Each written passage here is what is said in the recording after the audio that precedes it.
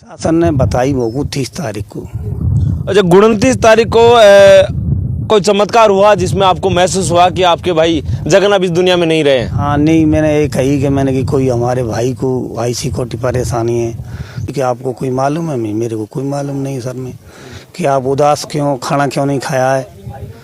तो मैंने कही मेरे ऐसे विचार हैं, मैं बाबू महाराज को पुजारी हूँ साहब में, तो मुझको विचार हैं ऐसे कि मेरे घर में कोई न कोई कलेश दुख हो। क्या करेंगे, सरकार से बड़े हो रहे हैं, जो सरकार ने दे दिया वो उनकी राजी दे दे, न देंगे तो क्या करेंगे उनका।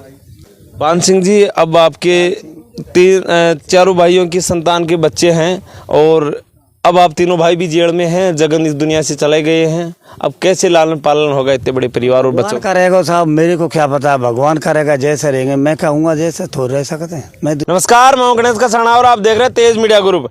आज मैं पावनदरा भभूतिपुरा पर मौजूद हूँ, जो जिला धौलपुर में पड़ता है। धौलपुर की बेड़ों का आपने नाम सुना होगा, बेड़ों का बड़ा नाम है, इतिहास रहा है चंबल की बेड़ों का। चंबल में कई सारे डाकू पैदा हुए हैं, कई सारे बागी हुए हैं, जिनका नाम इतिहास के पन्नों में गूंजता है, लोग पढ़ते हैं, लोग सीखते हैं। इनकी एक महानता भी है और एक डकैती का खौफ भी। ऐसे ही बेखौफ बागी जगन गुजर की ये जन्मस्थली है और जगन गुजर के बड़े भाई लाल सिंह जी मेरे साथ मौजूद हैं। मैं बातचीत करने का प्रयास करता हूँ आज, और सारी खबरें नहीं दिखा करके, और हत्या के मामले क्या रहे, क्या नहीं रहे, नतीजे रहे, उनके साथ साथ मैं आज केवल विशेष तौर से जोड़ दूंगा जो उनकी पारिवारिक स्थितियां हैं, जनरी क्या रही है जगन गुजर की, क्या स्थितियां परिस्थितियां रही थी, आखिर क्यों। जगन गुजर का परिवार एक बड़ा आस्तिक था, बाबा बाबू महाराज के भगत थे, उनके दादा परदादा से लेकर के आज तक भक्ति रही है। जगन गुजर और लाल सिंह जी के जो संतानें हैं वो भी आज बड़ी भगत है बाबा बाबू बाबा के। और कैसे एक आतंकवाद की दुनिया में आए, कैसे डाकू डकैत जैसे नाम उनको देने पड़े, कैसे वो बागी बने। लाल सिंह जी, सबसे पहले तो मैं आपके पिताजी के यहाँ से जनरली शुरू करूँगा। आपके पिताजी के कैसे सिद्धांत थे, कैसे स्वभाव थे, कब वो खत्म हुए? बाबू बाबा के कैसे भगत थे? बाबू बाबा के भी ऐसे भगत है साहब, उससे एक पाँव पे तो 24 घंटा खड़े रहते, इतनी बड़ी तपस्या करते भी बाबू महाराज की। उनसे बाबू महाराज जो स्वयं बात करते, और हमारे पहले पुरखा बाबू महाराज ने स्वयं सोते गौ खरक पे सोते जगाए और उनको वचन दे कि मैं जब तक तुम्हारा कोई रहेगा, जब तक मैं तुम में विश्राम करेंगे और तुम कहेंगे जैसे वो सेवा करता है। सदा संते बाबू महाराज की और सदा से भगत बने। आपके पिताजी कब खत्म हुए? 19 से 2019 में। आपने मूर्ति बनाई आपके पिताजी की? हाँ, मूर्ति प्रतिष्ठा कराई, बंदर बनवाया। क्या कहा करते थे आपके पिताजी? बाबू महाराज की सेवा करते और गाँव में जो वारदातें हैं, ऐसी लड़ाई दंगा होती उनके पर पंचायत में जाया करते, उनके फैसला अच्छे कराया करते। पटेल थे? हाँ, बाबू महाराज के वो कम से कम 40-45 तो सप्ताह अपने हाथ से कराए गए भागवत जी। 40-45 भागवतें करवाई। हाँ। लाल सिंह जी, मैं बात करूं, एक तरफ तो भगत की उपाधि आपको दी जा रही है, एक तरफ आप भगत हैं। वो कहते हैं, कहावत आती है कि एक न्याम में 2 तलवारें नहीं समाती हैं, लेकिन यहाँ बहुत अच्छे से हड़के से समाई हुई है। एक तरफ तो जिस परिवार को डाकू डकैत जगन जैसे आप बड़े बड़े आरोप लगे हैं, एक तरफ बागी रहे हैं, दूसरी तरफ केवल ही आपको तो भगत जी के नाम से जाना जाता है, भगत जी लोग कहते हैं। कल भी मैं देख रहा था, पूरे दिन स्टेज पर आप साधु संतों के साथ विराजमान थे। साधु संतों का बड़ा कारवा था, साधु संत बड़ी संख्या में वहाँ पहुँचे थे, संत बड़े वहाँ मौजूद थे, और स्टेज पर आपका एक भी कोई भाषण नहीं था, आपसे कोई स्टेज पर कोई बातचीत नहीं थी, लोगों से कोई बातचीत नहीं थी। ऐसा मुझे लग रहा था कि संतों के साथ आप भी शायद भजनों में लिप्त थे। कैसा आस्था का केंद्र रहा है बाबू बाबा की आपकी भक्ति? बाबू बाबा की कैसी भक्ति रही है? कैसे आप भक्ति साधना की मैं बात करूं, कैसी भक्ति करते हैं, कैसी भक्ति करते थे? अभी भी भक्ति भावना के वेश में हैं आप? सर, मैं बाबू महाराज को पुजारी ऐसे 12 गांव के पंच पिताजी चले गए, जब 12 गांव के पंच ले जाए गए, 1500 आदमी थे, भीड़ थे, जाते हैं गंगा जी में जो हिंदू धर्म है, और वह ले जाए के और पगड़ी और चांदी को सिक्का फहराते हैं। फिर एक सत्र रखते हैं कि बाबू महाराज इस पे आवे और अर्ज उठावें। तो ऐसे बाबू महाराज आए तो एक बच्चा की अर्ज उठाई के बालक नहीं उसके तो बालक देंगे, तो उसके बालक जी गांव में बगल में ही नएपुरा गांव, उसके बालक है वो। फिर बाबू महाराज आए भी लगे तो लाखों की भीड़ हुई थे मंदिर पे हर दिवस को।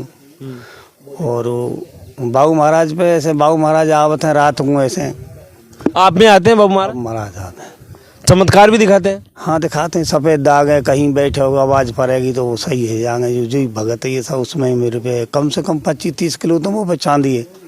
25-30 किलो चांदी है आपके पास? हाँ, बाबू महाराज जी जो संसार फहरा था उसको बेचते ही नहीं है, उसमें कहीं मंदिर में सपता में लगानी पड़े थे। आप एक भगत थे, भक्ति में लीन थे, आप भी जेल में थे।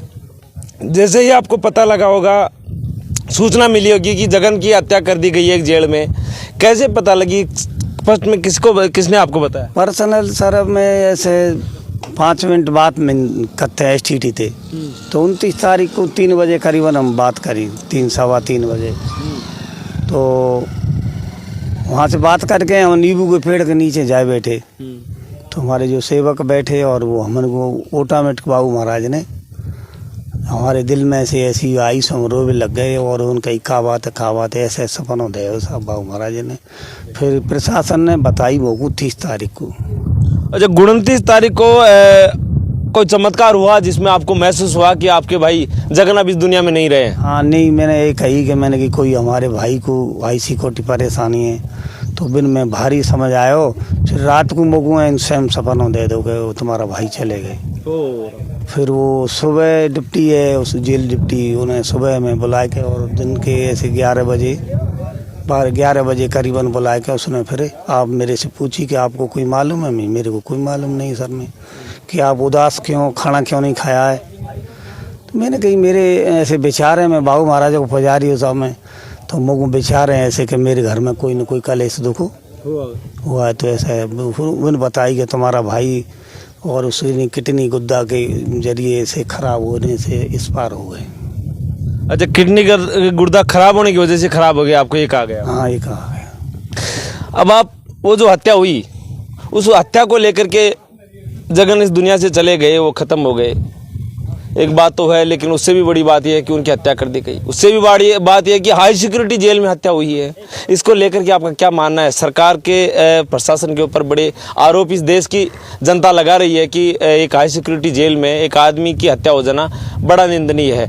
आप क्या कहेंगे सरकार और प्रशासन की इस व्यवस्था को लेकर? इसमें तो मैं क्या कहूँ सर, मैं जहाँ में तो वो बंदी लोग रहते हैं हमारे धौलपुर में ही रहते हैं, झगड़ा हो जाता उसको अलग अलग कराया जाता, उस पर बहुत ज़्यादा पिटाई करी जाए थे। कोई गलती होती है उसकी पिटाई भी करी जाती। और इसमें ऐसे लग रही है कि इसमें कसूर राज है इसमें, ताते उनको ऐसा हुआ पता नहीं लगा। संतरी तो एक मिनट पे देखभाल करते हैं जो ऐसे, और इसको कोर्ट डालते हैं इसमें जेल में तो, और वो धरोहर रहती है उसको कोई परेशानी हुई तो जेलवाई दिखाएंगे, कोई बुखार आवे या कोई बीमारी बनती है, प्यास आए भूख आए तो जेल वाले अधिकारी इनकी मेंटर में रहते हैं। तो आप बाबू बाबा के भगत हैं और बाबू बाबा का आपको ऐसा एहसास हुआ कि जगन अब खत्म हो गए, दुनिया में नहीं रहे।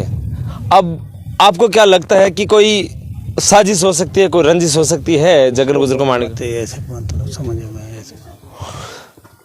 अब कल एक बड़ा कारवा आया, बड़ी संख्या में लोग यहाँ मौजूद रहे और एक मांग रखी कि न्याय की अपील करी है, न्याय दिया जाए जगन गुजर को। सरकार से क्या क्या वार्ता हुई है? क्या सरकार ने जो आश्वासन दिया है उससे संतुष्ट है? अब संतुष्ट तो होंगे ही साहब, क्या करेंगे, सरकार से बड़े थोड़े हैं। जो सरकार ने दे दिया वो उनकी राजी दे दे, न देंगे तो क्या करेंगे उनका। पान सिंह जी, जगन के 3 पत्नियां थी, आपकी कितनी पत्नियां हैं? 2 उनकी संतान है, पत्नी तो 2 ही, एक खत्म है गई तो दूसरी है गई। संतान 2 उनकी है और 4 बच्चा हैं, 4 बेटी हैं, 2 नाती हैं। पान सिंह जी, अब आपके 4 भाइयों की संतान के बच्चे हैं और अब आप तीनों भाई भी जेल में हैं, जगन इस दुनिया से चले गए हैं। अब कैसे लालन पालन होगा इतने बड़े परिवार और बच्चों का? रहेगा साहब, मेरे को क्या पता, भगवान करेगा जैसे रहेंगे। मैं कहूँगा जैसे थोड़े रह सकते हैं, मैं तो ये कह रहा हूँ मेरा परिवार सही रहे, भगवान बच्चा बच्ची पल जाए और जो भगवान रखेगा जैसे रहेंगे साहब। देखो, वीर योद्धा तो हैं पान सिंह जी, आप लाल सिंह जी, आप एक सज्जन इंसान हैं, आप भगवान के भगत हैं, फिर भी आपको जेल में कैसे गए? आपने क्या क्राइम किया? जना को कोई बुरा कर्तव्य आएगा वो कि या भगवान जाने मेरे साथ में षडयंत्र कोई कर दो, क्या करूँ इसमें, क्या कह सकता तुम्हें। मैंने कभी बुरा हो गया, अगर इंसान को कभी नहीं पता लगता है कब बुरा हो गया। नहीं, आपने कोई अपराध किया हो, कोई क्राइम? सप्ताह 17 को सप्ताह कराई है, 18 को सामान वापस करे हुए, 19 के मेला करके 20 को मैं बुलाया हूँ कि आपकी तारीख है, तो हमसे बोली कि वो तुम्हारी इसमें गलत लिखी गई है, जो और लोग हैं नीचे के कर्मचारी। हमने कही तो गलत लिख गई तो गलत, मैं तो आऊँगा, फरार तो मैं होऊंगा नहीं। तो मेरे से मने करी कि मत आओ, इसको जब्त कराओ।